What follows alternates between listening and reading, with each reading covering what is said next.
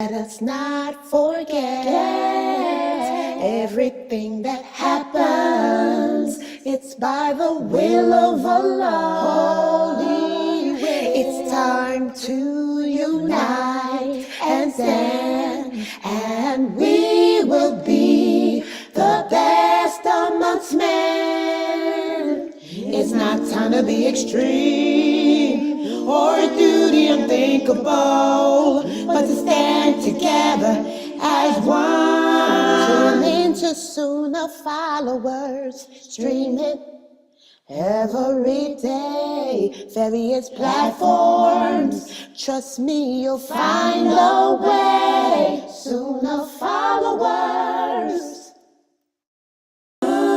Living in this dunya, to the believer, is a prison. Living in this dunya, to the believer, is a prison. Living in this dunya, to the believer, is a prison. Only way we'll make it is surrender.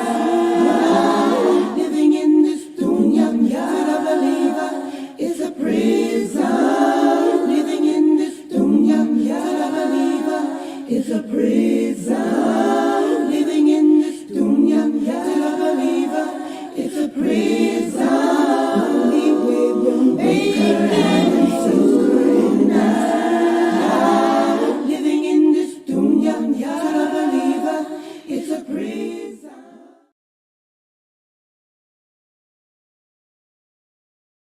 Morning hands and feet get wet, get wet, get wet, wet, my Lord,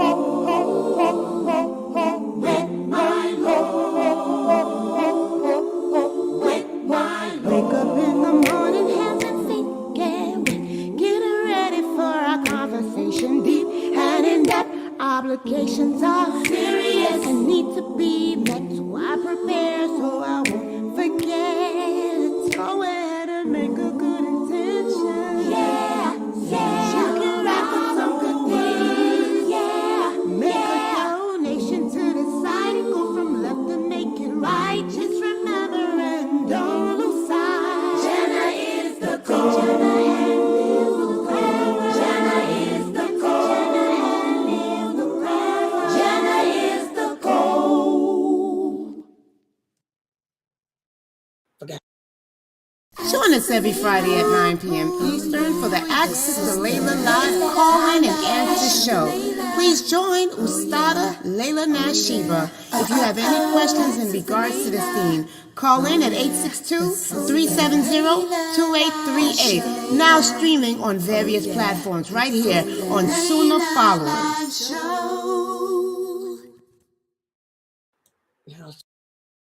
You just need to stay away.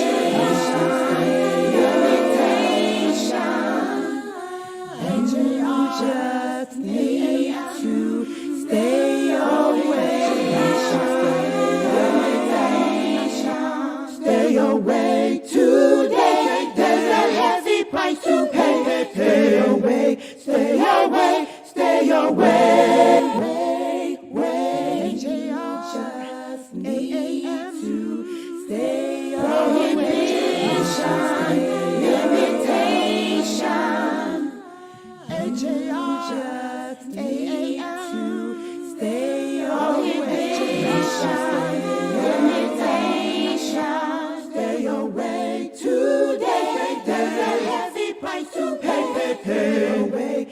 away, stay away. All about the flavor. Flavor. 7-Up cake too. Flavor. Everything she got. Flavor. It'll be right for you. Flavor. Amina's peach cobbler. Flavor. 7-Up cake too. Flavor. Everything she got. Flavor. It'll be right for you. Flavor. Amina's peach cobbler. Flavor. 7-Up cake too. Flavor. Everything she. You will make it through.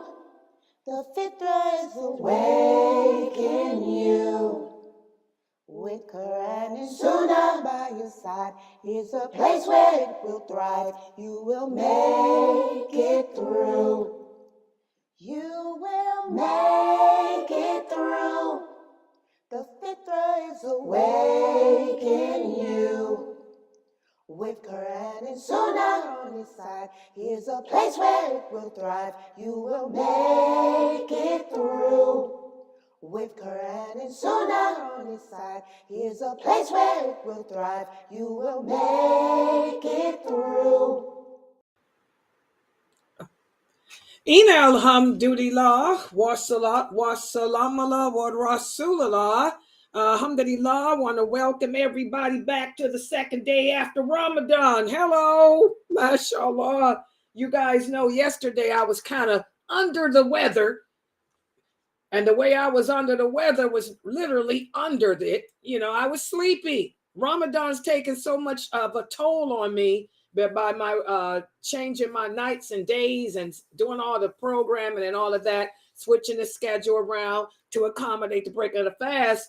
So a lot of people sent me some emails asking me what happened to my class. I'm sorry, I fell asleep yesterday. I didn't do the 9 o'clock class. I passed out and that was done. I slept for 12 hours. Literally, I went to sleep at 9 o'clock, didn't wake up until 10 o'clock this morning, which I needed that because it put me back on track, back on daylight time instead of vampire time, you know.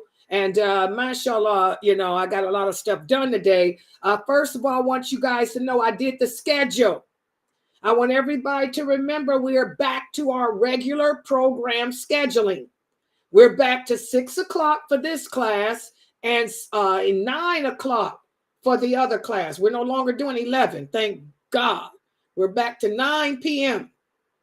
Also, Brother Mukhtar will resume his class on the life of the Prophet Muhammad, sallallahu alaihi wasallam, on Sunday. His class will be Sundays at 7 p.m. Eastern Standard Time. I added that to the schedule. If you go to the Sunnah Followers, the Sunnahfollowers.net, that's our website. Go to Sunnahfollowers.net and click on schedule. You will see all of our the schedules for the classes. I updated it for the rest of the month. So make sure you guys go to Sunnahfollowers.net for the schedule. It's on our, you know, of all the classes. Right. I'm waiting for Dr. Ali. Dr. Ali, you know, he's a real doctor. He's probably in the hospital. I'm waiting on him to return to text me with his classes.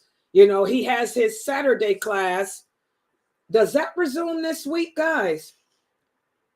He said the week of the 20th. No, next week. Dr. Ali's classes will resume next week, inshallah, on the 20th. Next week, next Saturday, he will resume his class.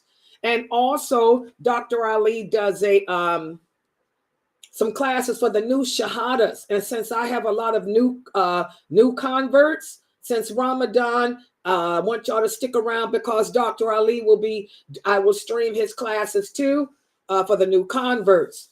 And also I'm waiting on Dr. Dramali. Dramali's supposed to send me his schedule plus Sheikh Saud. Remember Sheikh Saud? He's the scholar from the Islamic jurist from off of Amja. Okay, he's one of the scholars from Amja.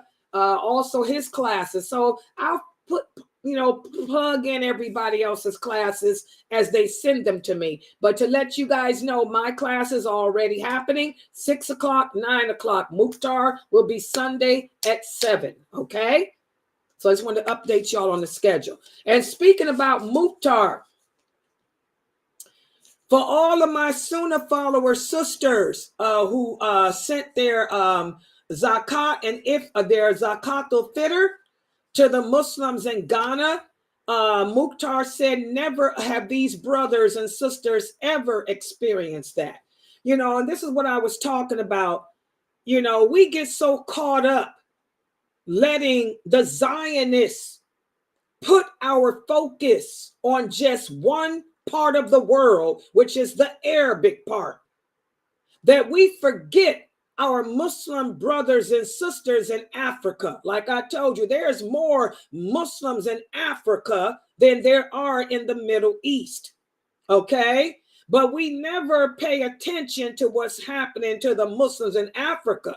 They've been faced with genocide for decades. This genocide didn't just begin with Gaza. I hope y'all know that. They've been trying to get rid of all the Muslims in Africa for decades. What's going on in the Sudan has been happening for a long time. Also, what's happening in Yemen, what's happening in the Congo, what's happening in Ghana, in Nigeria, Africa. They've been trying to annihilate the Muslims in Africa for decades. But nobody seems to care about them because they're Black, they're African.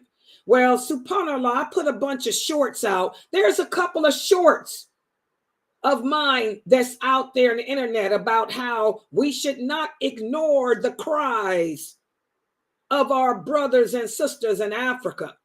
We should not ignore them and say, let them eat mud, because that's what some of these Muslims are saying on TikTok. Oh, who cares about them? Let them eat mud.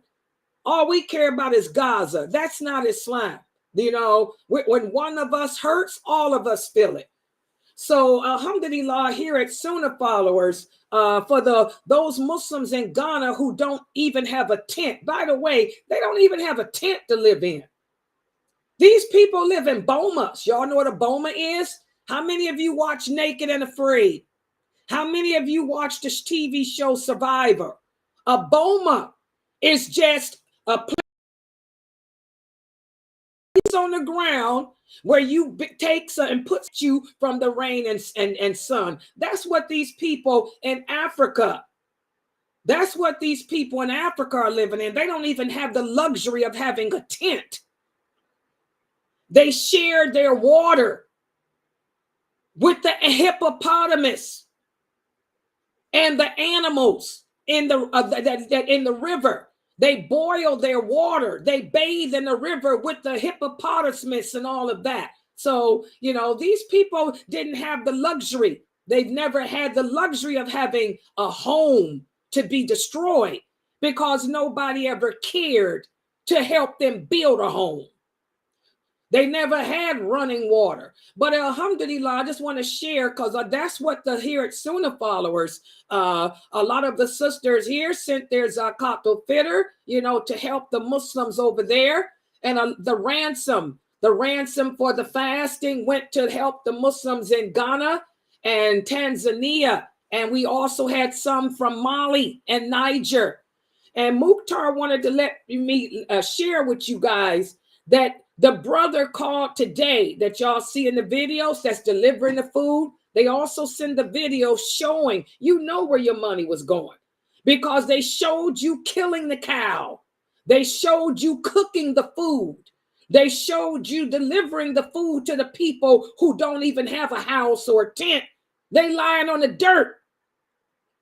You see the smiles on those people's faces? Well, Mukhtar wanted me to share with all you sisters that the brother called today and said this has never, ever happened in their life. They've never had anyone care about their village.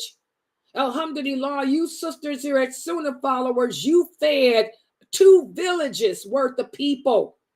Over 500-600 people y'all fed with your zakat al-fitr and gave them hope. Because as the brother told Mukhtar, they've never, ever, ever had any Muslims to care about them like this. So I just want to let you sisters know what a good deed you've done. And also, guess what, Sunnah Followers?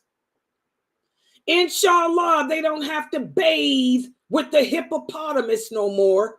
Inshallah, they don't have to eat mud, as the TikToker said. Alhamdulillah, thanks to 2 of the students who sent the cash, they're building 2 wells, not 1 well, but 2 wells. So these villagers will have water, fresh, clean water. And they're getting an electric pump, not the kind that you do with the hand. Thanks to your donations, you sisters, the 2 sisters paid for them to have real wells with the electric pump. so they don't have to drink and bathe with the hippopotamus no more. Okay, so alhamdulillah, this is a good deed, that Sunnah followers did. I'm so proud of all of my students here for pulling together and taking care of these 2 villages worth of Muslims who it seems like the rest of the world ignore. And by the way, they lost their homes too, not by bombs. But for those of you who don't know, you want to know what the Zionists have been doing to the Africans for the past 10 years or more? They've been bulldozing their little huts down. They don't drop bombs on them. They bring in the bulldoze, just roll them over and kill them in the process too. If you in the house, they don't care. They're going to roll you over, kill you, kill your babies. So this genocide is not new. It's just that the Zionists want you Muslims to focus on one part of the world while they're destroying the other part. Like I told you before, the Middle East, the Gulf has the oil. The Gulf states have the oil. Africa has the natural gas, the diamonds, the rubies, and the minerals. The Zionists have a plan. Conquer, divide and conquer. And you people are sucked up into their scheme. Well, while the rest of the world is focusing on Gaza, alhamdulillah, Sunnah followers, we're focusing on Africa to try to make a difference there that nobody else seems to care about. And like I tell you guys, take those flags off. Islam, we don't wear flags. I put the dalil out. What's the banner? The banner of Islam is La ilaha illallah Muhammadur Rasulullah. The banner of Islam is not the flag of Gaza. Okay? Because there are millions of Muslims going through the same genocide in different ways. Okay? We're one nation. Y'all understand that? Y'all better get it together as Muslims. Stop giving these Zionists power over us. Remember, the Prophet Muhammad sallallahu alaihi wasallam said our destruction will never come from our enemies. Our destruction will come from ourselves. We will divide. We will separate. We will oppress, kill each other. We will become racist. We'll revert back to tribalism.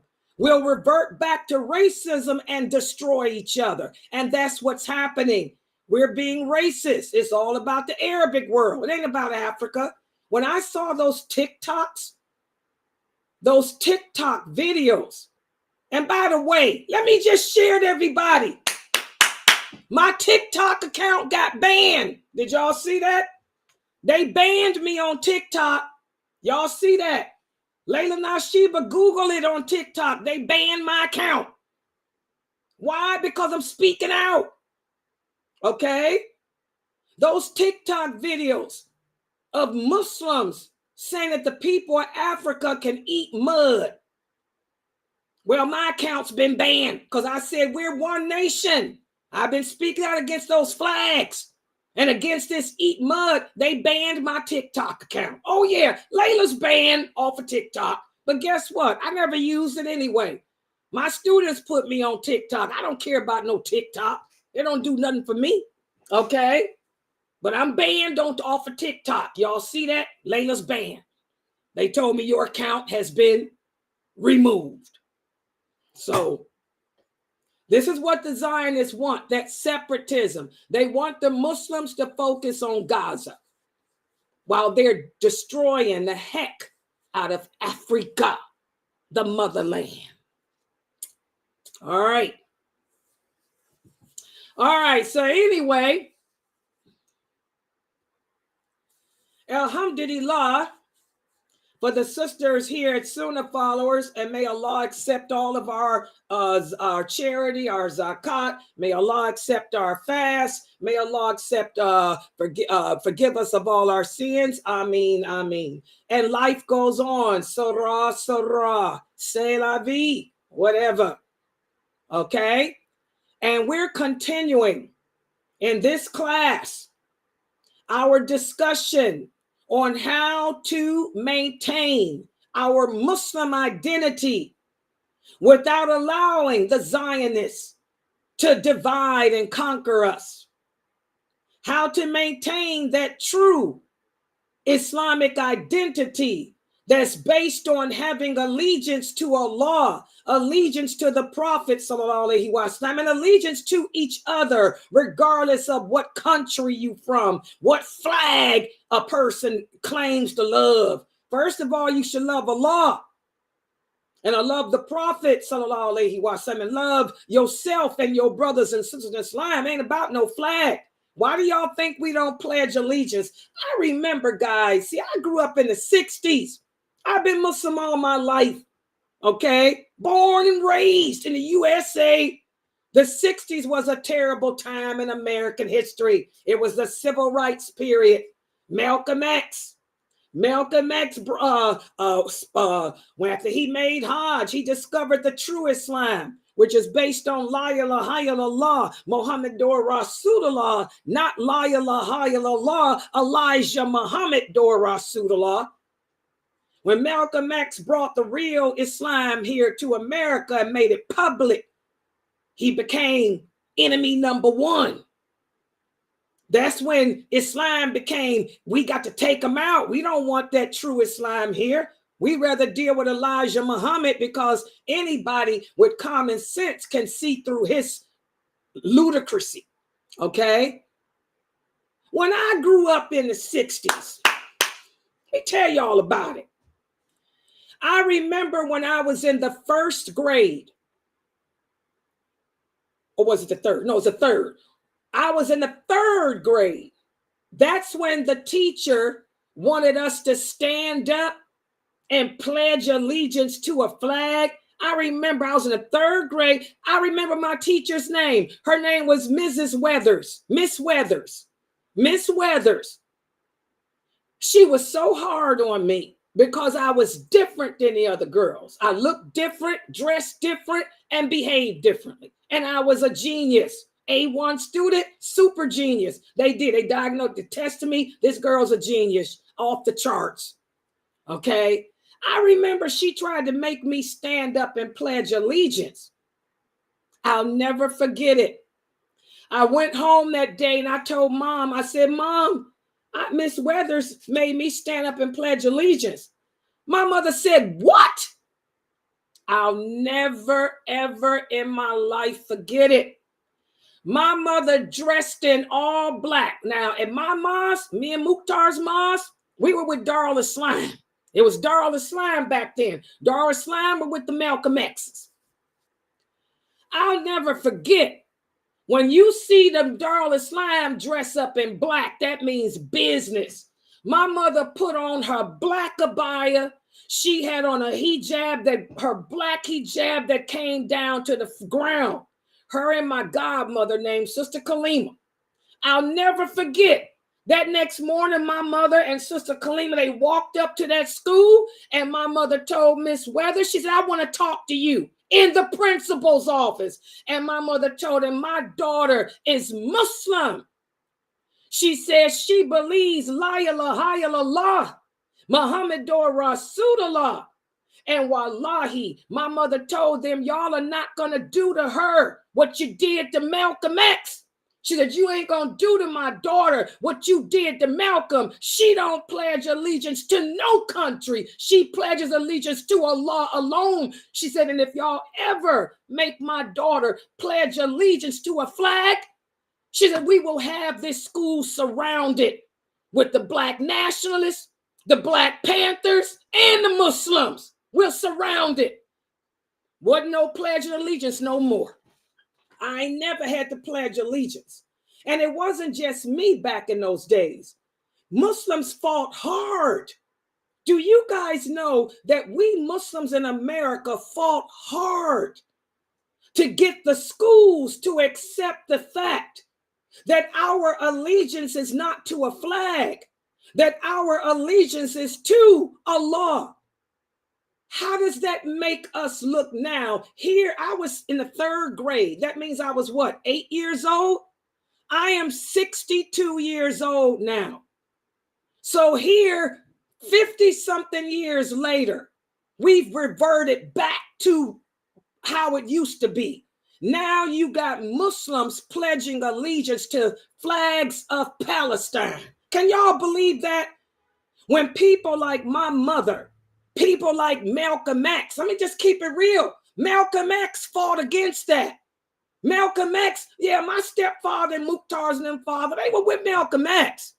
They fought against that stuff. All the rights that Malcolm X and other Muslims fought to establish for us, y'all doing away with it. We back now. So now how's that going to look? You send a Muslim kid to American public schools and you say we don't pledge allegiance to a flag. They're going to ask you, then why do you got Palestine around your neck? Why is your child dressed in Palestinian flags? Do y'all see the hypocrisy? Do y'all see the hypocrisy in that? Every time we deviate away from the Quran and the authentic Sunnah, it ends up in chaos. So what Malcolm X fought against, what my stepfather fought against, what my mother fought against, what Mukhtar's father fought against, what Imam Latif fought against, what Imam Siraj fought against, what Khalid Yassin, oh, they were all together, what Hakim Quick, all that they fought against, y'all done brought it back because you can't accept the qadr of Allah. You back to worshiping flags. Sad. You Muslims got it twisted. Oh yeah, I'm not no young girl. I keep telling you guys, I may look like I'm 20. I'm an old woman. I've been around longer than all these brothers on the scene who don't know nothing. Subhanallah. It's really sad, guys. We have to get back to living the identity of the Muslim, not the identity of a culture, not the identity of a race, not the identity of a cartoon character. We got to learn to emulate the way of the Prophet Muhammad, sallallahu alaihi wasallam, not the way of anyone or anything else. And by the way, there is no one on this planet today, not in Africa, not in Gaza, who's been through more than the Prophet Muhammad. The Prophet Muhammad sallallahu alaihi wasallam spent his whole mission fighting. Muslims were killed, genocided, annihilated. But they still believed La ilaha illallah, Muhammadur Rasulullah, and they were together. They were together. They were not separate based on tribe or race or color or part of the world. Get it together, Muslims. Subhanallah. Yeah, I thought about that today. I said my mother went up to that school, threatened to have the whole school surrounded with the Black Nationalists, Black Panthers, and the Muslims because they made me pledge allegiance to a flag. And here we got Muslims wearing flags, making us look stupid. Sad. All right, so let's get to the topic today. How can we keep the Muslim identity while living in an environment or a society that's not based on the Sunnah of the Prophet Muhammad, sallallahu alaihi wasallam? Okay, I want you guys to get your the big screen on for the kids. And by the way, the children's class will resume. Yes, this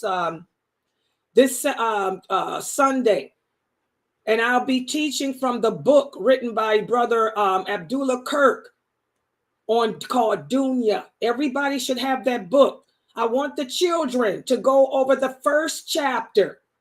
So the parents, I want you to review the first chapter of the book. And I'm going to put a memo out. Write that down. Geechee, Famay, write it down for me after this to get the memo, that make a thing up about letting the parents know that about the kids class for Sunday. Yeah. Yeah, y'all do the first chapter with the children, and there's questions at the end of the chapter. At the end of the chapter, there are some review questions. Go over those review questions with the children, because I will have the quiz. We're going to go over that chapter, and I'll have that quiz for them. So children, get that book. I'm sure you got it now. Dunya, first chapter. You got today, tomorrow, and Saturday to review it with your moms. Okay. All right. So let me put the PowerPoint up on the screen. Hold on here. Yeah, learning. You got to keep it going. Lil Ibrahim says, Sister Layla, I love your classes. I love coming here. MashaAllah. Let me know if anybody acts crazy on Twitch. He's on Twitch. And I've been getting some crazy people on Twitch lately. Let me know. We'll log in and ban them if they act crazy on there today. Okay. All right. Okay, let's put the PowerPoint up on the screen. Okay, give me a second. I'm going to do the Zoom people first.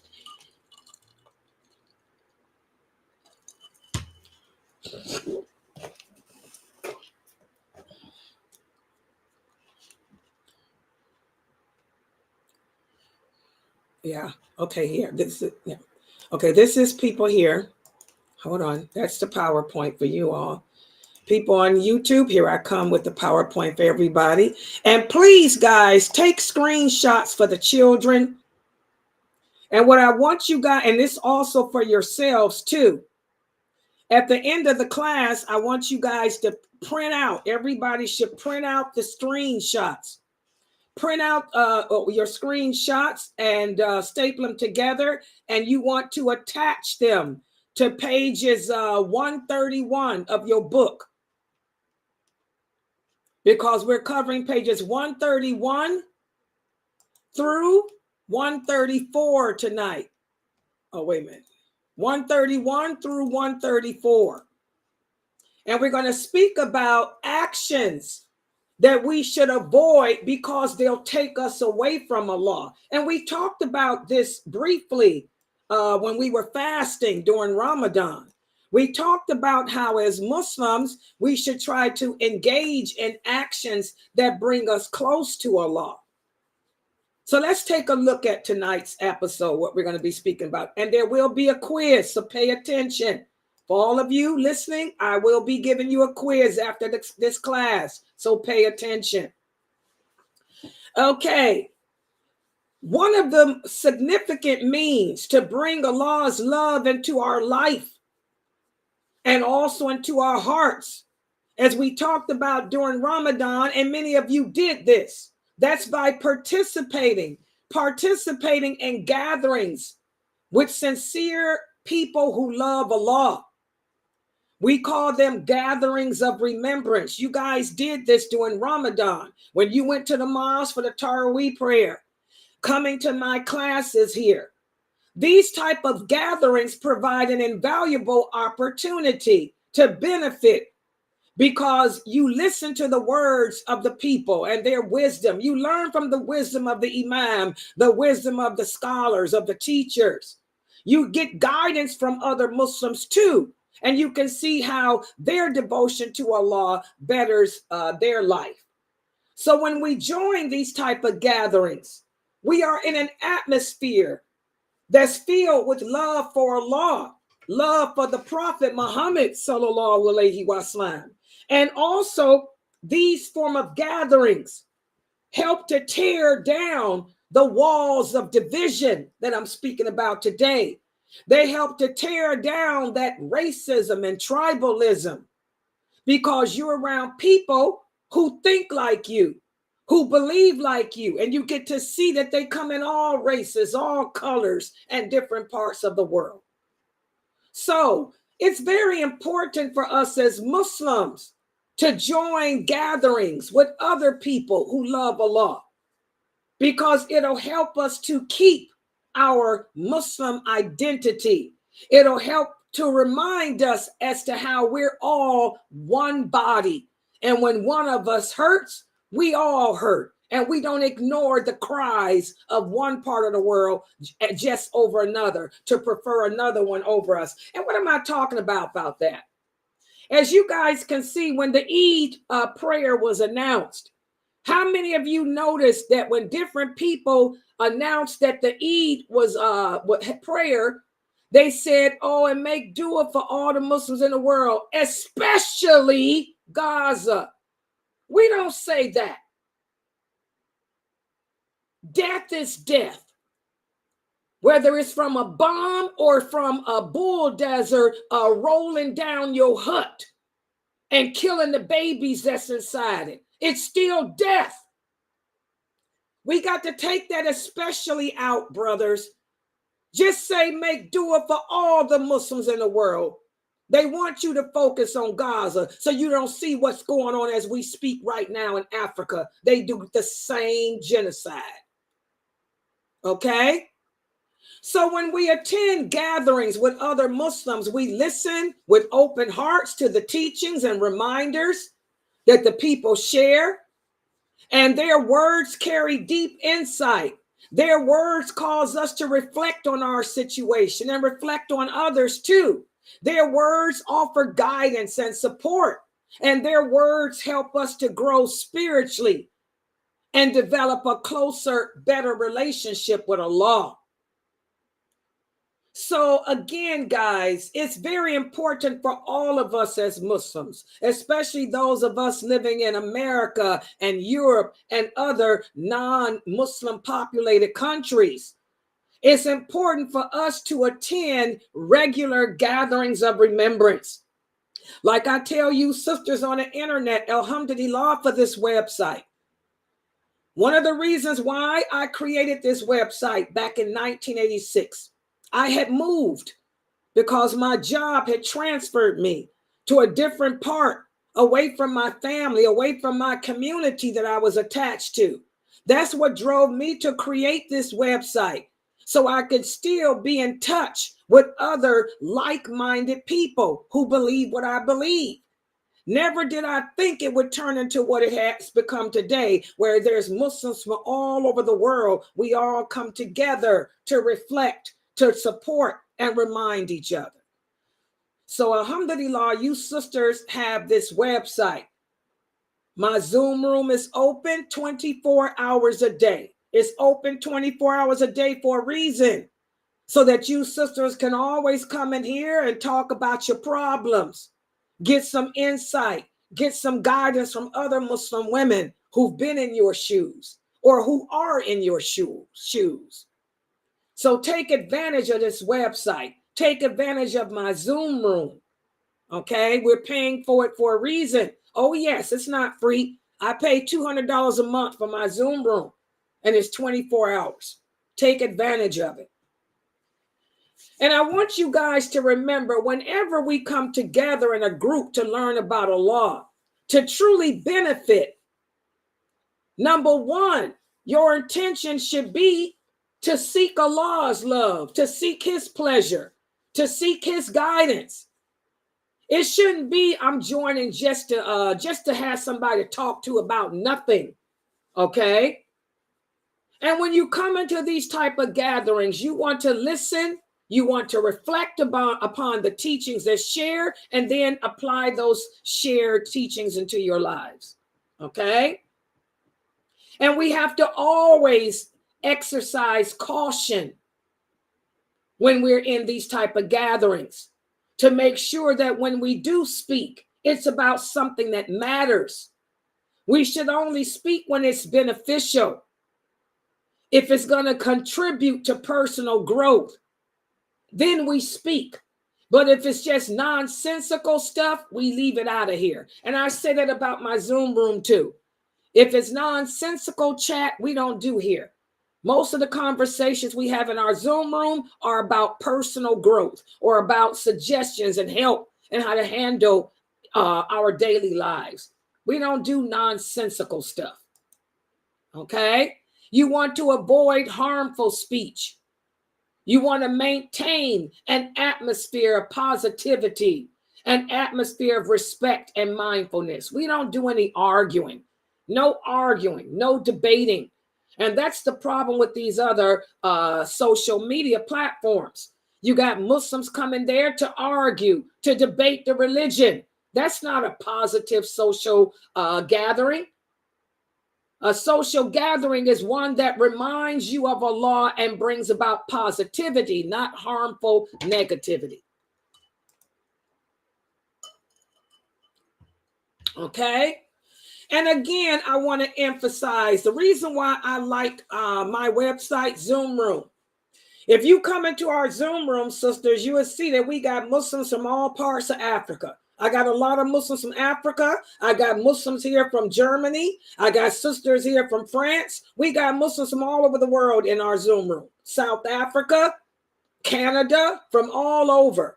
And again, this strengthens our bonds with our fellow believers because we all share the same thing in common. We want to get close to Allah. We're looking for paradise. Also, whenever we come together, we can connect with local Islamic centers too, local mosque. Okay?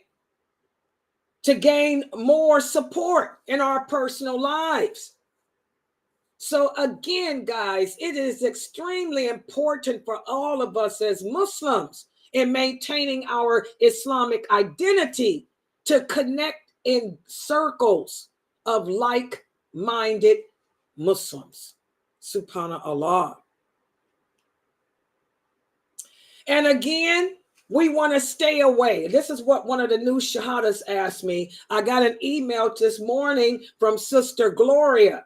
Sister Gloria sent me a beautiful email saying how it was the most beautiful Ramadan ever, even though this was her first Ramadan. She said this was her first Ramadan, but it was the most beautiful Ramadan because of the learning, how she learned so much by coming to these classes. And she asked in her email, what can she do to maintain this positivity that she feels and not fall back into sin? Well, again, distance yourself from those environments that will take you back. Like I told Gloria, if your family is against you being Muslim, deal with them from a distance for now.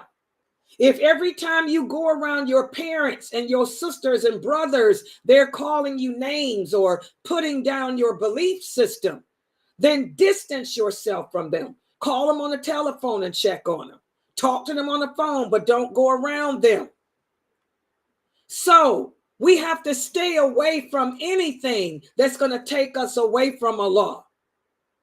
Also, stay away from people who commit sins. Like I told Gloria when I answered her back in her email, make sure you're careful who you choose to be your friend. Because the Prophet Muhammad sallallahu alaihi wasallam said a person takes on the religion of their friend.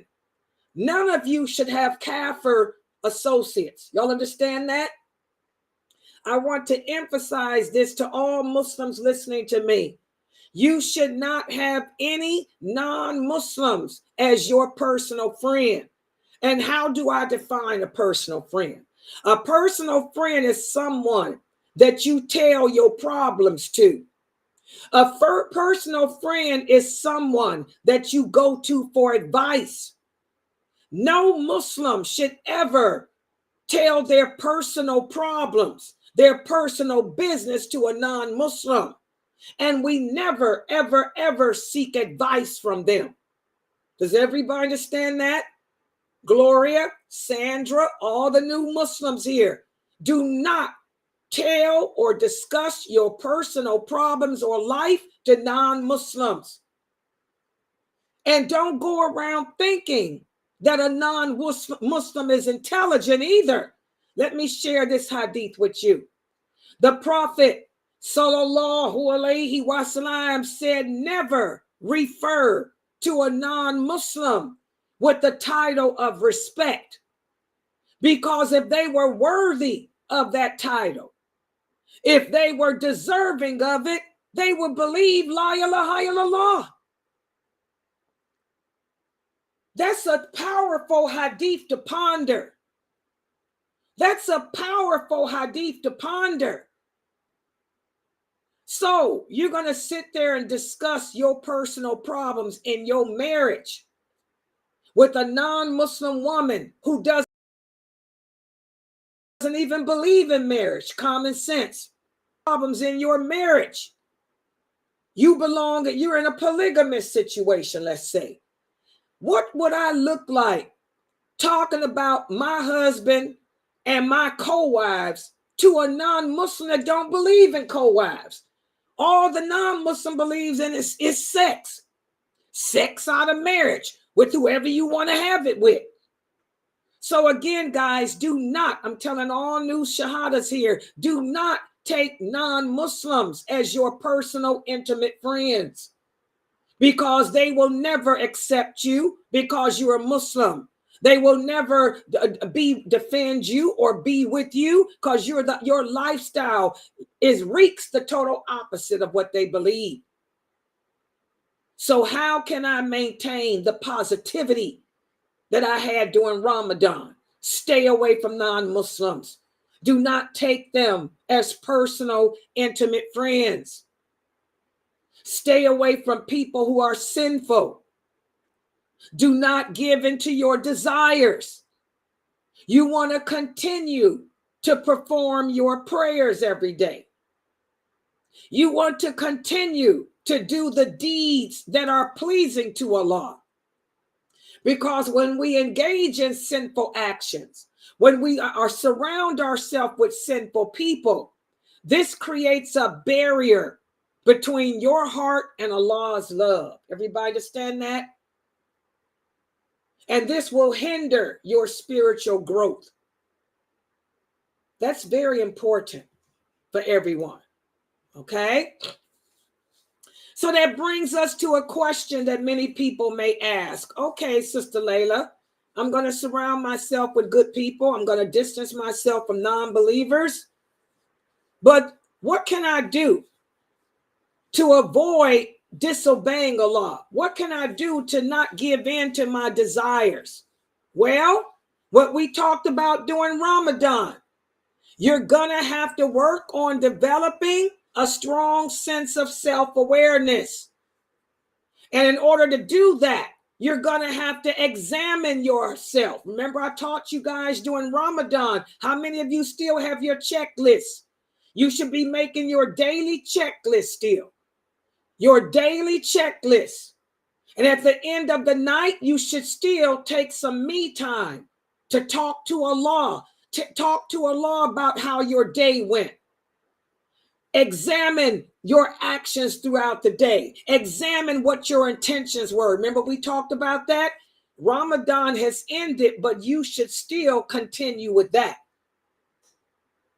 Because by examining ourselves through self-reflection, we can purify our sins. We can repent from whatever things we did that we shouldn't have done. And that strengthens our relationship with Allah. Okay? Also, guys, how can you avoid falling into sin or disobeying Allah? You have to be consistent in learning this religion. You want to cling to my website. I'm here 24 hours. This website. Okay? Continue to seek knowledge here. Continue to ask questions here so we can better your understanding of your new way of life. Okay? By studying the Quran, pondering its meaning, by learning the hadiths, the history of them like we're teaching you, and the meanings. Then this is how you avoid falling into sin. This is how you avoid disobeying Allah. Remember, we fasted the month of Ramadan because Allah commanded us to do it. He commanded us to do it because it's a good way of teaching us righteousness. That righteousness is lit within your heart right now. You don't want to put it out by stopping the good behavior that you've done these past 3 weeks, 3 to 4 weeks. Okay.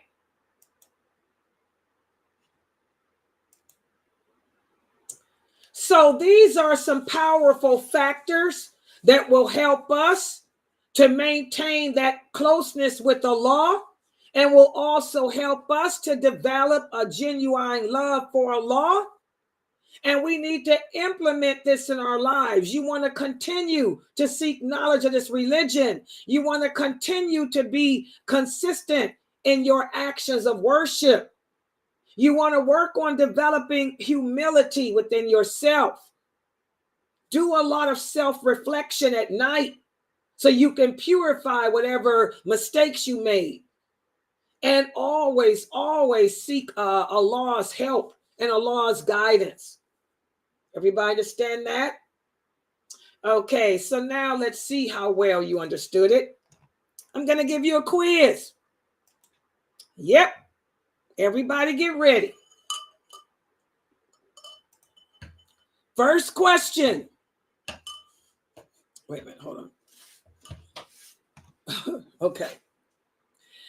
What are some examples of gatherings of people who love Allah? Give me some examples of the type of gatherings that we should go to that are gatherings of people who love Allah. Give me an example. What are gatherings of lovers of Allah? Give me an example what a gathering is. What such a gathering is. Anyone? One gathering that is, talking about Allah, sometimes explaining, understanding the deen, Quran study, just basically talking about the deen in general. So Quran studies? Okay, good job. That's an example. Attending Quranic classes, Quran classes. Good job. So the Fatima, mashallah. Fatima said Islamic classes where you come together to remember Allah, such as here at this website. All of my classes, these are examples of gatherings that people who love Allah attend. What's some more examples? Juma. Exactly, going to the Juma prayer. See, the children know. The children know. You brothers, y'all need to attend Juma prayer because the Imam always gives good words of advice and good guidance to you. Plus, you're with other brothers like yourself who are struggling to earn Allah's love like you. Good job. Any other examples of gatherings of the people who love Allah? Islamic classes, the Quran, join your Muslim family and remembering Allah and helping them, help educate them about the religion. Now you can tell Sister Latifah's a teacher. Exactly.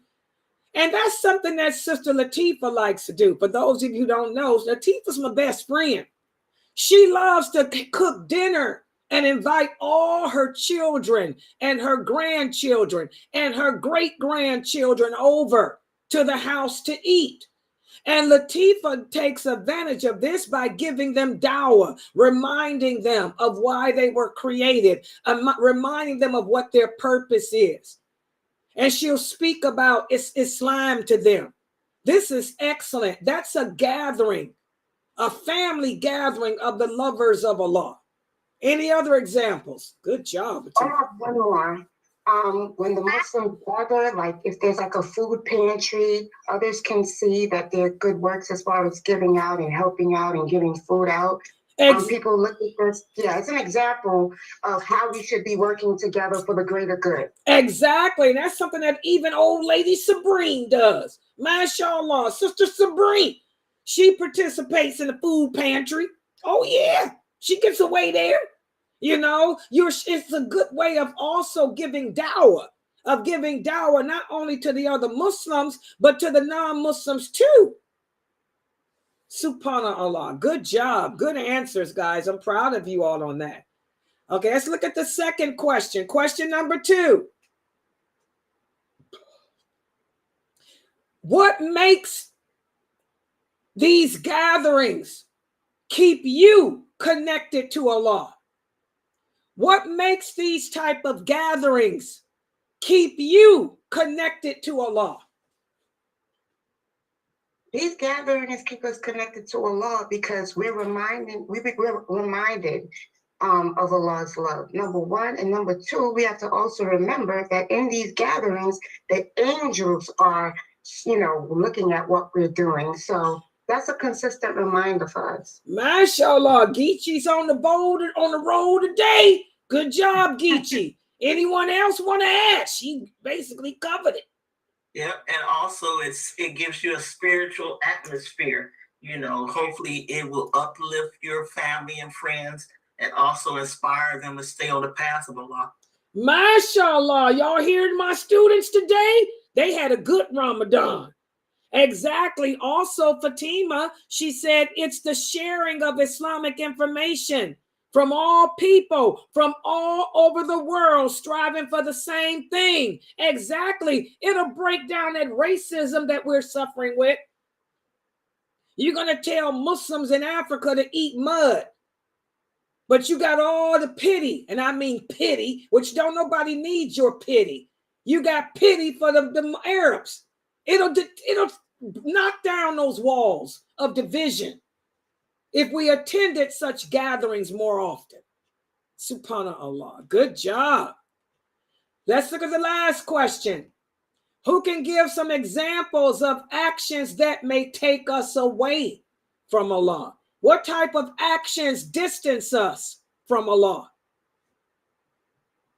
Watching too much TV and playing the game. MashaAllah, the kids know because they know what it does to them. Watching TV.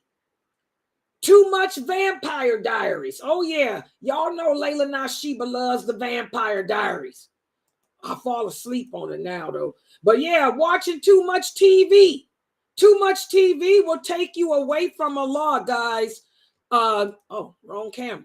Too much TV will take you away from Allah, and too much TV will also playing those games will also distance you from Allah. Good job. The kids know. What are some more examples of things that will take us away from Allah or distance us in our struggle towards Allah?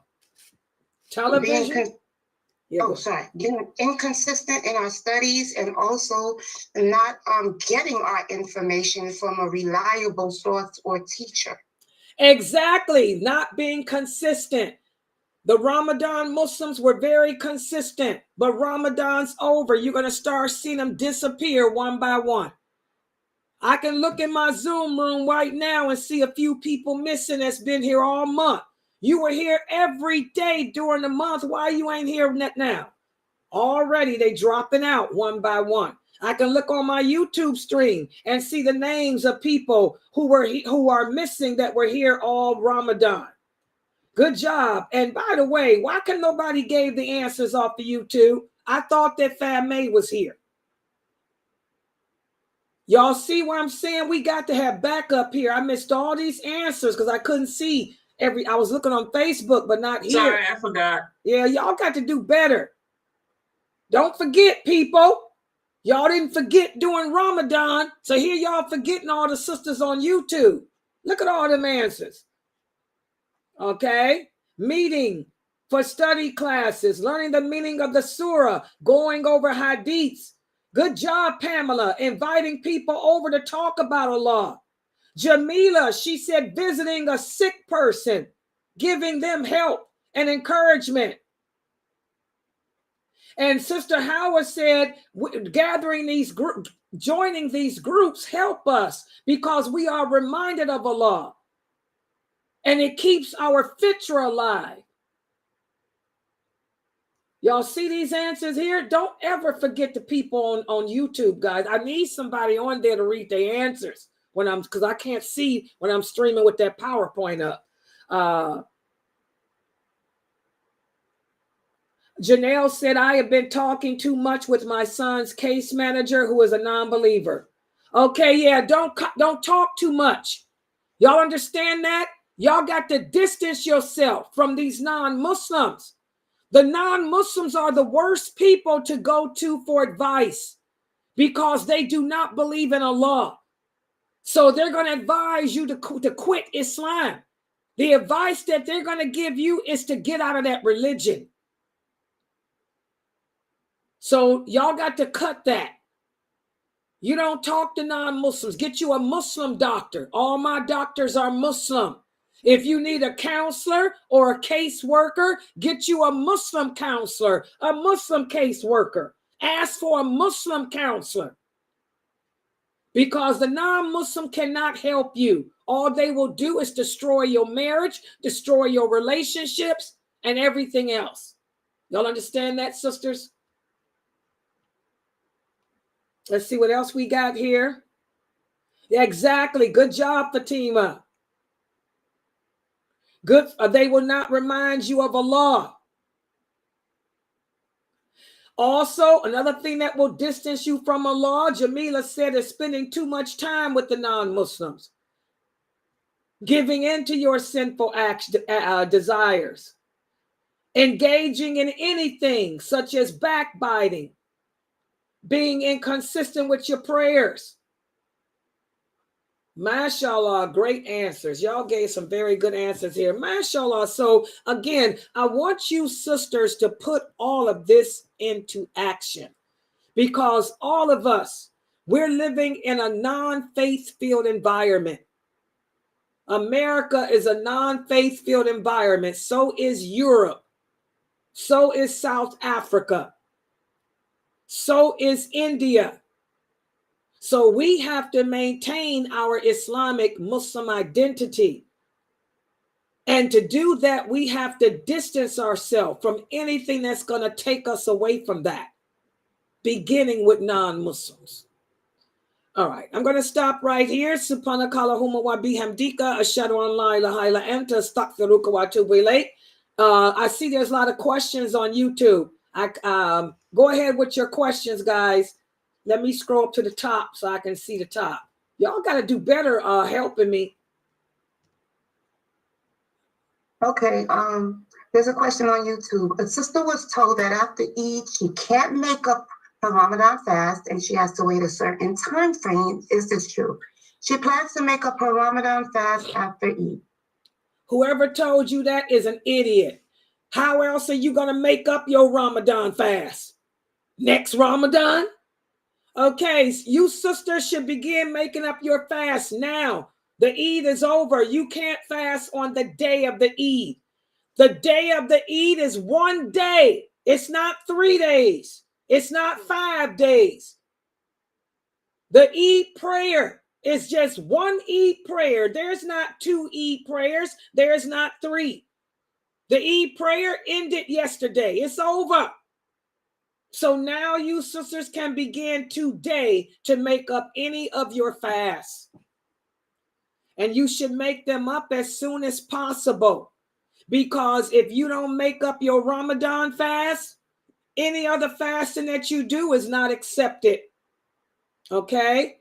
And also, if you don't make up your Ramadan fast, and if you die, that's a debt that you owe to Allah.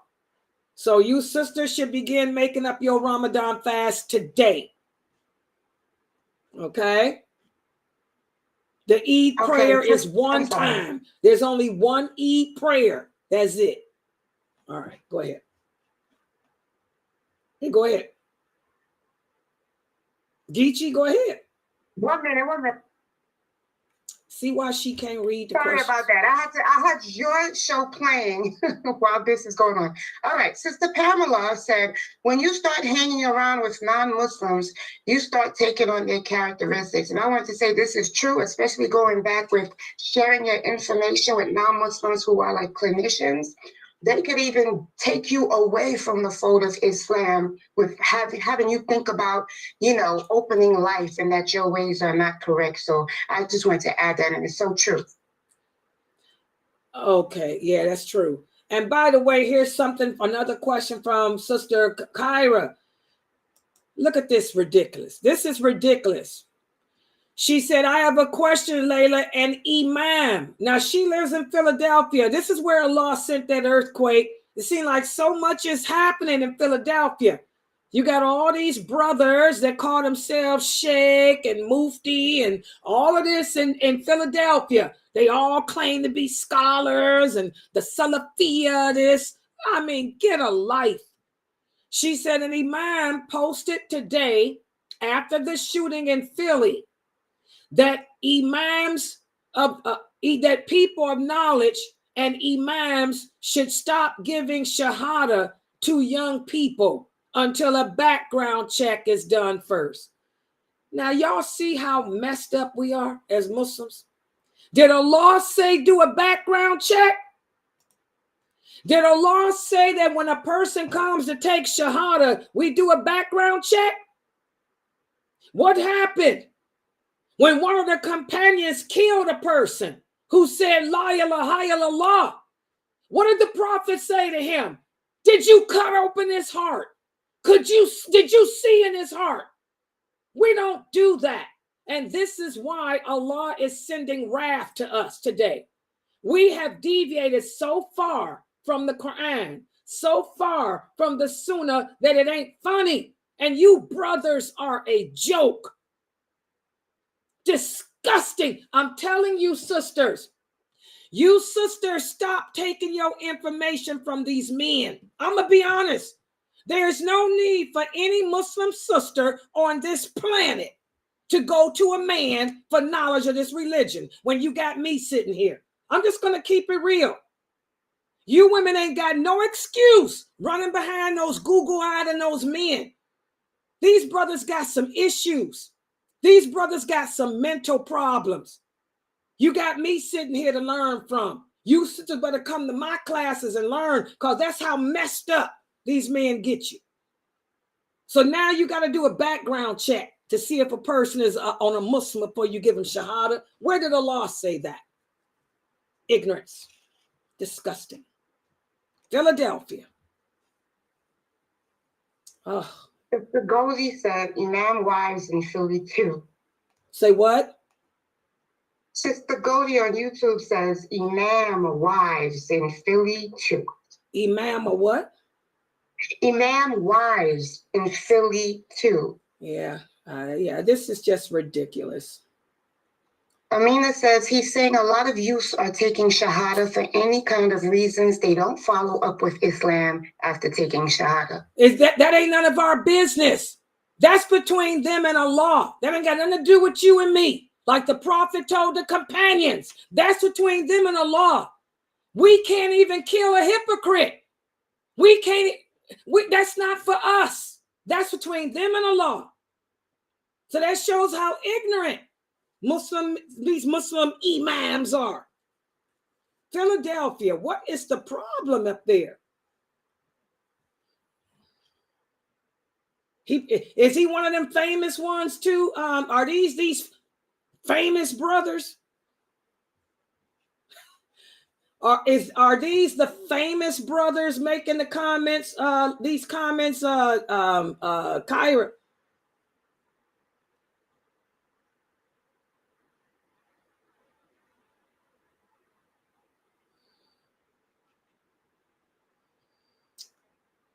These people are crazy. She said yes. Amina on YouTube says yes. Those famous brothers, y'all better stay away from them. They pretty on the eye. They easy on the eye, but they ain't got nothing up here. You women better stay away from those brothers. Those celebrity imams, I keep telling y'all, they don't know nothing. These are the days of the Ruwaybida. Ask them what the pillars of the prayer are. They can't tell you. Ask them what did the prophet say about background checks. They can't tell you. So y'all need to stop listening to those brothers. Stop going into their streams and Google-eyeing over them. All those men got is good looks, and that's it. Good looks is all they got. And they using them good looks on you silly women. That's it. That's ridiculous.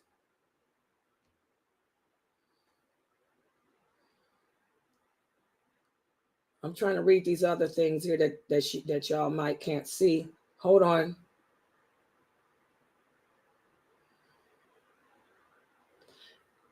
Exactly. All they got to do is get security, like she said. I don't know why you shocked. I mean, I'm not shocked at none of those brothers. Why are you shocked? Ain't none of those brothers shocking.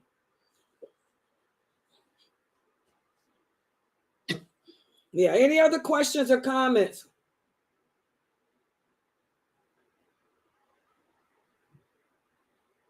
Yeah, if Allah decree, this all about the qadr of Allah. That, you know, if Allah decrees for death to come, it's gonna come. You know, Allah says he sends calamities for reasons, as a means of, so you can see. The simple fact that you know this brother is famous and he posted that remark up about a background check. Why did Allah say he sends war and calamities?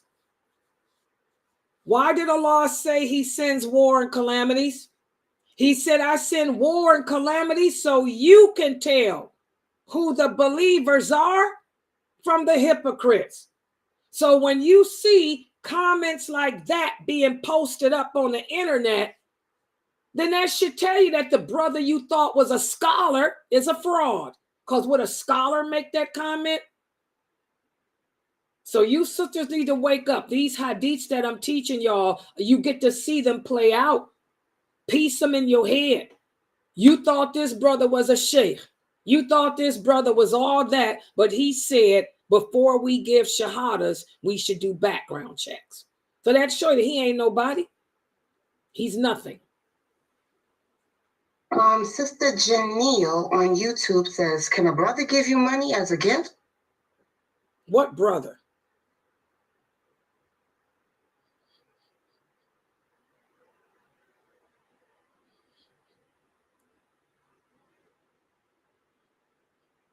Sister Janelle, anybody can give you money as a gift. You want to give me some money? You think I'm going to turn it down? If Shaitan came in here and said, here's $10,000, Layla, pay off your debt, you think I'm going to tell Shaitan to get lost? I'm going to say, thank you. Now get out. You know, you can get a gift from anybody, but you need to be careful, Janelle, that you ain't hanging around no men. Anybody can give a gift. Okay. But you shouldn't have no personal relationship with nobody. Sister Sarah, nobody can impose rules into this religion except Allah. No one can make anything lawful or unlawful except Allah. Y'all understand that? Once you sisters understand that, then you don't have to worry about nobody misleading you. The only person who has the authority to say what's haram and what isn't is Allah. And Allah said he perfected and he completed this religion for us. And our religion is for all times, good and bad.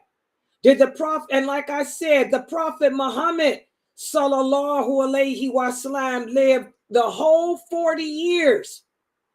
I mean, all the years of, he was 40 when he became, when he got the call to prophethood.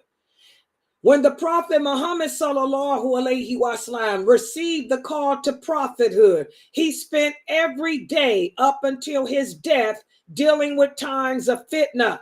They was in war. He was in war all that time.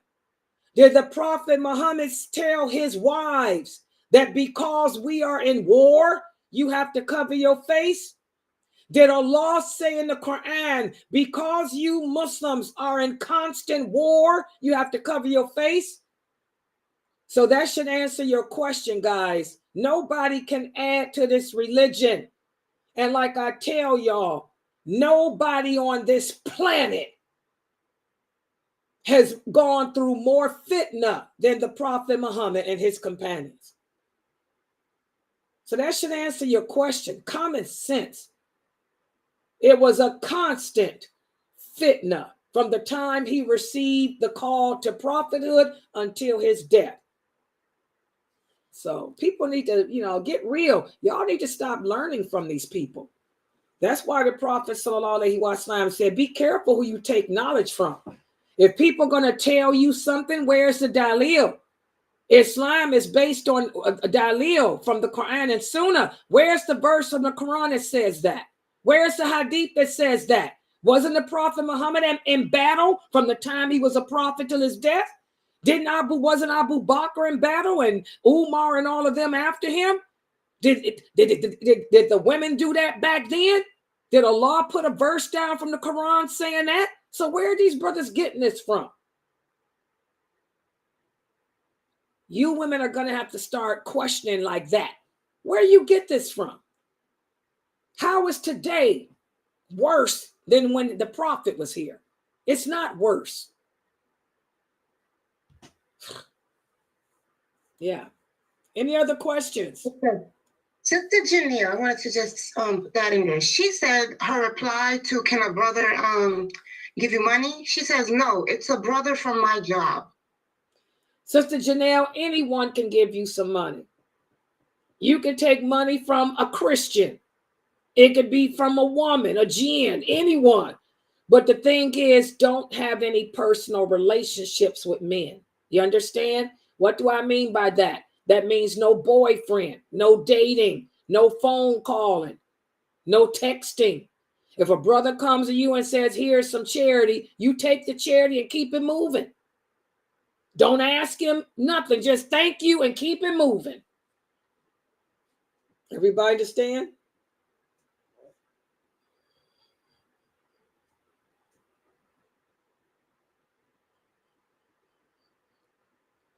Yeah, Sister Sarah, we have to realize the Prophet Muhammad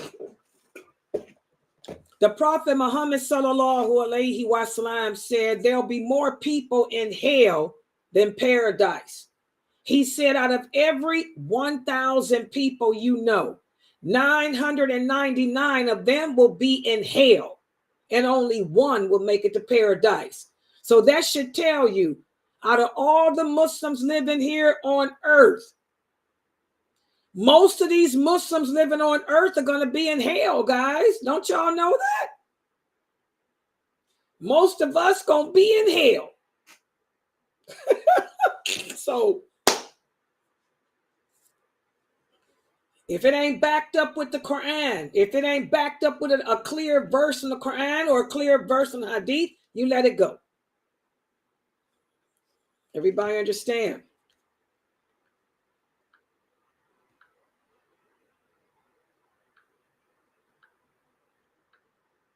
Yeah, subhanAllah. Yeah, and by the way, sister, for the people in Philadelphia, did they find out who did the shooting? Was it a bunch of racist people? Because I read somewhere that it was a bunch of racist people. Is that true?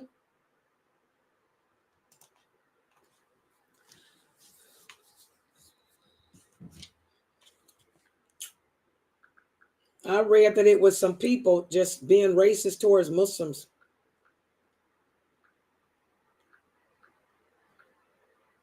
Is that what they're saying still?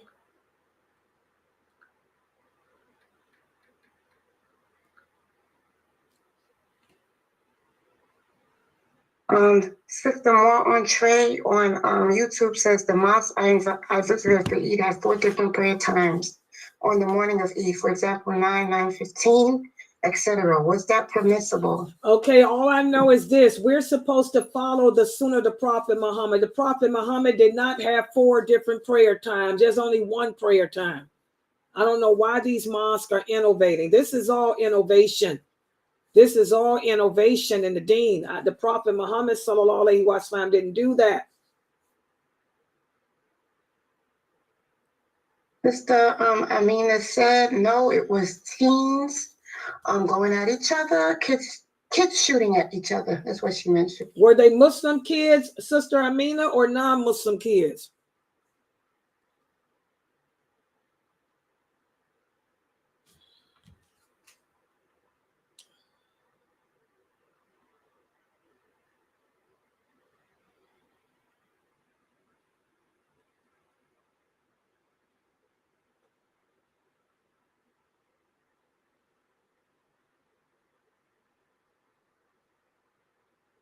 And this is what happens. These are signs of the last hour.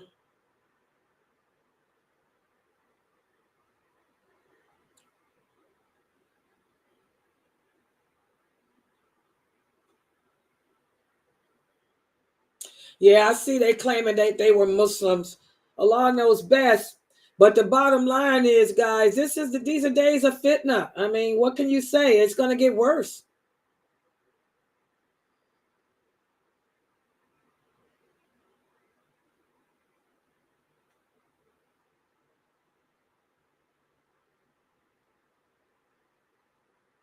Yeah, the police don't even know. From what I'm seeing here, they say the police don't know if they don't think that the people that did the shooting were involved. Probably some gang stuff. I mean, come on, guys. We living in the days.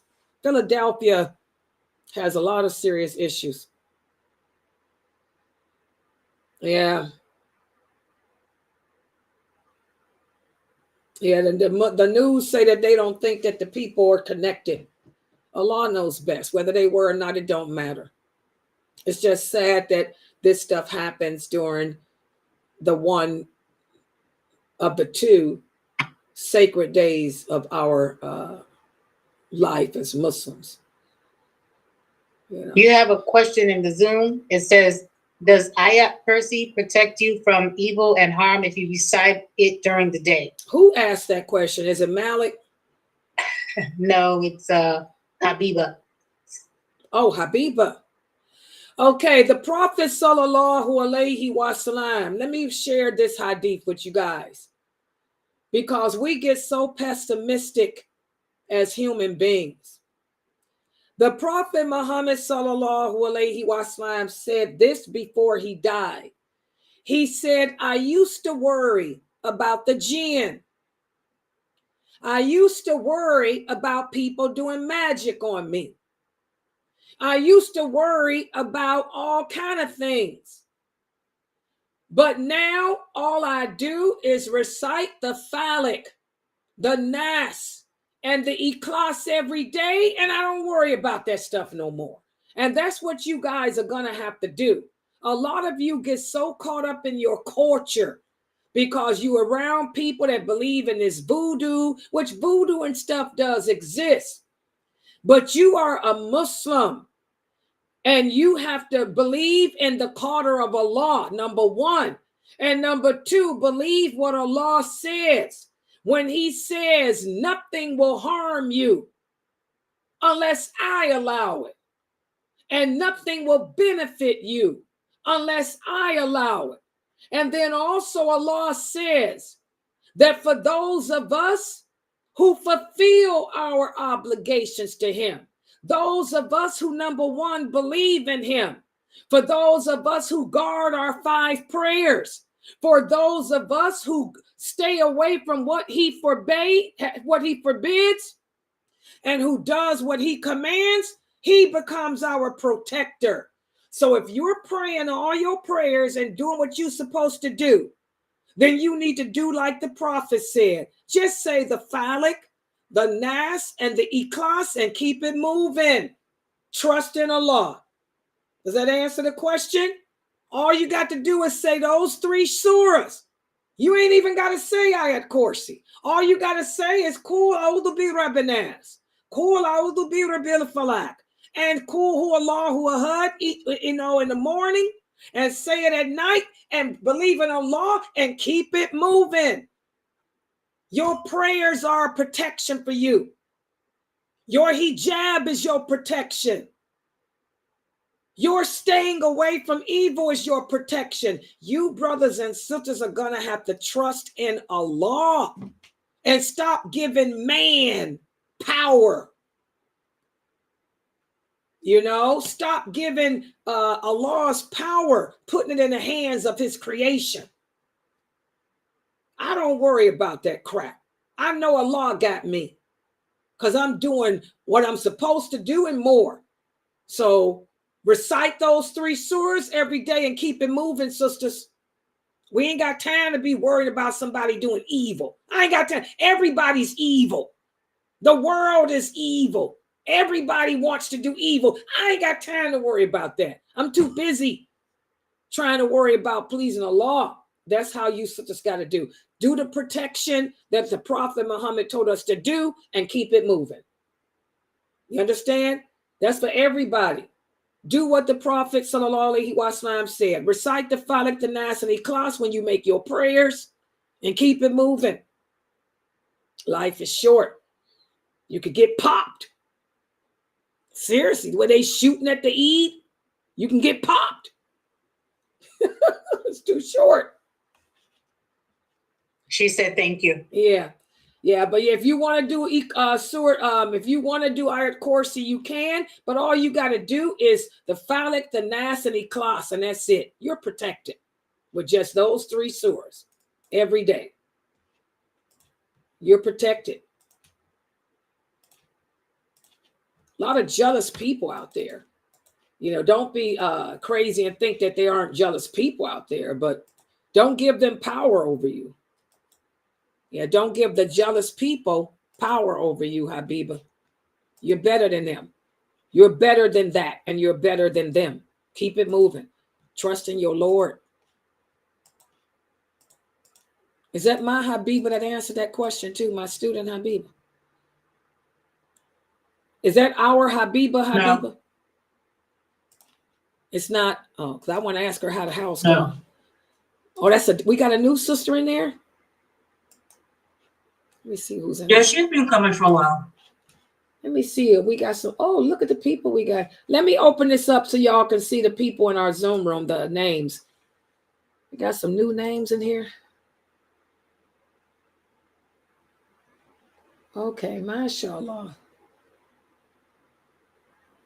Oh, mashallah. Sister Sarah's here. Sarah's here. Oh, that's a new Habiba. Subhanallah. Welcome here, Habiba. Mashallah. Welcome, Sister Habiba. Yeah, don't worry about that. Yes, Ayat Kursi is a protection for you, though. You can recite it too. Let me tell you about Ayat Kursi. So this is a new Habiba. I thought it was the other Habiba. But since it's the new Habiba, let me tell you something. The Prophet Muhammad sallallahu alaihi wasallam said, whenever you recite Ayat Kursi at night, this is at night, before you go to sleep, if you recite Ayat Kursi, Shaitan himself will walk past your house at night. In other words, he won't come near you.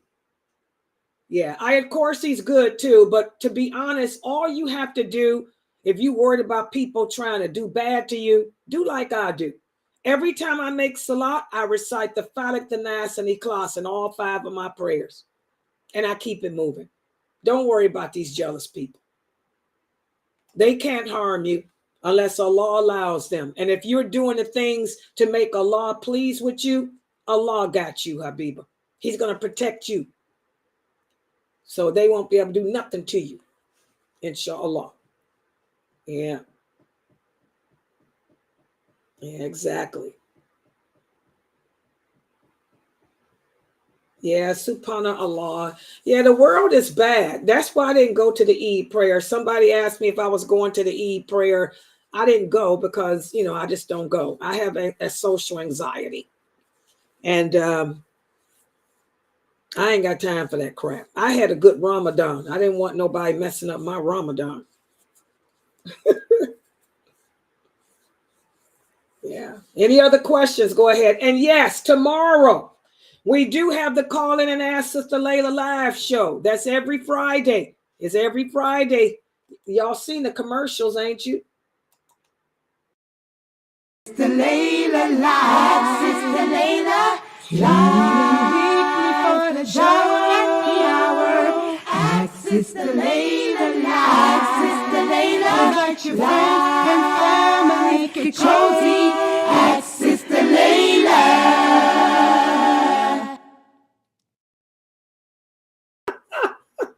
Yeah, don't forget that's tomorrow. And don't forget, guys, the new book, Dunya. How many of you bought the book? Do most of the kids here have the book Dunya in my Zoom room? I'm going to start that class Saturday, inshallah. Yes, we got it. Okay, good. Read the first chapter with your children. Review the first chapter with the kids and go over the answers to those questions with them, because I'm going to go over the first chapter with them on Sunday, and we're going to answer those questions together in class. Okay, the book Dunya. And Geechee, you going to put something together for me on that? I mean, no. No, wait a minute. Do I need it? No, you already got the video for that. No, I'm good. I'm good. You did that one already. We're cool with that. Yeah. Yeah, the book Dunya. Yes, the kids class, Sister Morgan. Yeah, the class is on Sundays at 2 p.m. Eastern Standard Time. Yeah, 2 p.m. Yeah, the book. Let me show it again, the Dunya. Oh, good job, Janelle. Good job, because I'm starting this one with the kids on Sunday. This one here. This is the Dunya. Living in this dunya, to the believer, it's a prison. Living in this dunya, to the believer, it's a prison. And don't forget, for the rest of you, how many of you got the book of Sheikh Atlee's? I'm going to start the book with his new book on imitation Saturday and Sunday. We got the jingle for that one too already. Yeah, Saturday and Sunday, that book of Sheikh Atlee's, this one here. This will be at 9 o'clock, Saturday and Sunday.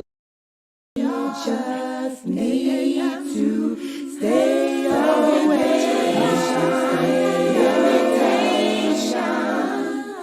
And you just need to stay away. Stay away today. There's a heavy price to pay. Stay away, stay away, stay away. Yeah, so I hope everybody got that book. We're going to start that on Saturday and Sunday too. Yeah, my classes are popping. I was telling you guys, ain't no rest. Layla don't take a break. She got to keep it moving. But at least I just got 2 classes every day, 6 o'clock, 9 o'clock. That's it, every day of the week. Yeah. Sister Layla, assalamu alaikum. I didn't say Eid Mubarak to you. Oh, alaikum salam. I got your thing, your little Eid Mubarak thing. And by the way, is Sister Ifti in there? Sister Ifti, wherever you are, thank you for the pound cake. Y'all know I got an Eid present. My Eid present this year was a pound cake from Amina Fresno, purchased for me by Sister Ifti. Alhamdulillah. May Allah bless Sister Ifti, forgive her of her sins. Ameen. Y'all need to order that pound cake from Amina Fresno. It's good. I got the baby cakes. The little babies. Alhamdulillah. Yeah. And wait a minute, it was this thing here too. What is? Yeah, alhamdulillah. And by the way, for those of you who sent your donations into this website, may Allah bless you guys. You know, for all the donations that we've been getting, please continue. Please continue to support this website, guys. As you guys can see, I don't get no rest. I'm always trying to, keep the classes going to appeal to everybody. And the videos we're putting out, the shorts we're making, the programs I'm running. Oh my God, this stuff is over $2,000 a month. It costs about, I would say, $2,500 a month to run all this stuff. And, mashallah, we always need donations. May Allah bless all of you who did donate, and please keep it coming, because we are a nonprofit organization. That means I don't depend on no money from the government. They say that we're a little website, so we got to get all our donations online. And you can write it off because we're a 501c3. So please support this dawah effort. All your donations go to putting in this website. And by the way, I meant to share with you guys, how many of you seen the advertisement I put on Facebook for this class, Diluting Wala. I paid some money for that. I paid $77 to Facebook to run that ad for 1 week. So it should be running. Has anybody seen it pop up? The video I made about this one here, this video. Let me play it. This one here. You will make it. fitra is awaken you. With Quran and Sunnah by your side, here's a place where it will thrive. You will make it through. You will make it through. The fitra is awaken you. With Quran and Sunnah on his side, here's a place where it will thrive. You will make it through. With Quran and Sunnah on his side, here's a place where it will thrive. You will make it through. Have any of you guys seen that video running on Facebook? Yes, I seen that. Yeah, I saw it. Okay, good, because I paid. I haven't seen it. It looks nice. It's really pretty. I paid. You saw it too, Pamela. Good. I paid $77. You know, Facebook charged money to run. It's supposed to. They claim that by me sending them paying the $77, they're going to run it for 7 days, and it should get 7,000 people.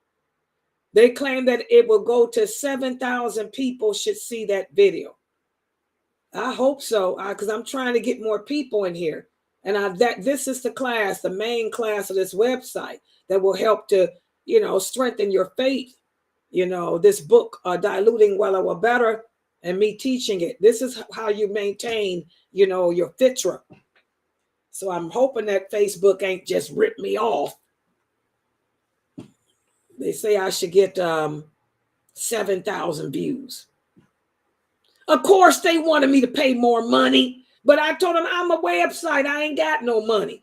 Of course, they wanted me to pay $200. They said if I had given them $200, they would guarantee that I would hit 1 million people almost. I told them I ain't got that kind of money. I gave them $77 from your donations. Your donations paid for that ad. So that's one of the things I did with your donation.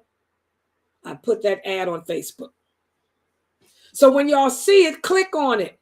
When y'all see it, click on it. So that way I know that it's working. Because I won't know if unless y'all click on it. Yeah. All right, guys. I'm going to be looking for it now. I haven't even seen it. Yeah, it's supposed to be. It just started. The ad just started yesterday, I think. Or whatever day it was. Whatever day I told y'all it was starting. I think it was, the Eid was yesterday. It started yesterday. It should be popping up, and click it so I'll know, that they ain't ripping me off. That was 7. And then they're going to tell me, well, if you get the views, you can pay another $77 and we'll run it another week. It's only for 7 days. I said, I ain't got that kind of money. I said, this is all donations from our website. We're nonprofit. Well, that's why they gave me a discount. They said since I'm nonprofit, they'll give me a discount. Yes. Okay, guys, I'm going to log out for now. The next class will be at 9. And I did post up yesterday. We're going to be doing the articles of belief. Whatever I was supposed to do yesterday, we're doing it today because I fell asleep. I'm going to do whatever pages I put in the book for articles of belief for today, inshallah. Okay, so I'll be back at 9. Subhanaka Allahumma wa bihamdika. Ashhadu an la ilaha illa anta astaghfiruka wa atubu